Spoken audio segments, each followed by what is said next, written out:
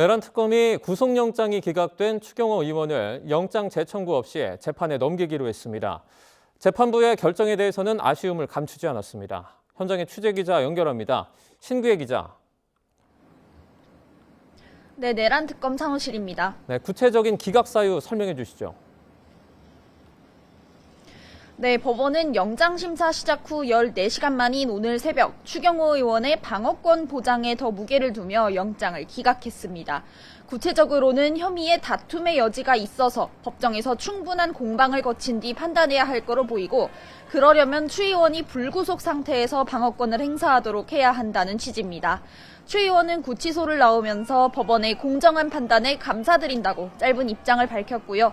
특검 입장에서는 얼마 남지 않은 수사기간, 사실상 마지막이 될 수 있는 신병 확보 시도였는데 법원에서 제동을 걸면서 수사에 더 박차를 가하긴 어려운 상황이 됐습니다.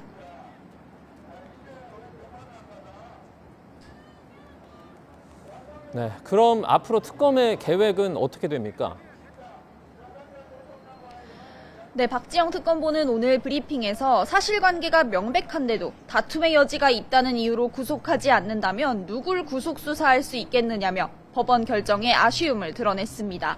그러면서 수사기관 등 여러 여건상 영장을 재청구하는 건 어렵다며 추 의원을 빠르게 재판에 넘겨 합당한 처벌을 받을 수 있도록 하겠다고 말했습니다. 또 혐의를 입증할 만큼 충분한 증거가 확보됐다며 공범은 따로 없이 추 의원만 표결 방해 혐의로 재판에 넘길 거라고 설명했습니다. 추 의원까지 재판에 넘어가면 특검에 남아있는 주요 피의자는 사실상 박성재 전 법무부 장관 한 명뿐입니다. 앞서 한덕수 전 국무총리와 박 전 장관의 연이은 영장 기각으로 특검의 수사 동력이 조금 주춤했던 상황인데요. 수사기간이 2주도 채 남지 않은 만큼 향후 특검은 박 전 장관 기소 등 남아있는 수사를 마무리하는 데에 전념할 거로 보입니다. 이제 오늘이 비상계엄이 선포된 뒤로 1년째 되는 날입니다. 이 모든 사태의 정점인 윤 전 대통령 재판 상황은 어떻습니까? 네, 1년이 지났지만 계엄 가담자들의 재판은 여전히 진행 중인데요. 정점, 윤 전 대통령이 받는 재판은 크게 3개입니다.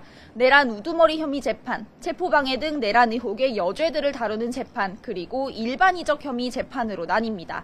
이 가운데 절차 마무리가 어느 정도 예고된 건 내란 우두머리 혐의 재판입니다.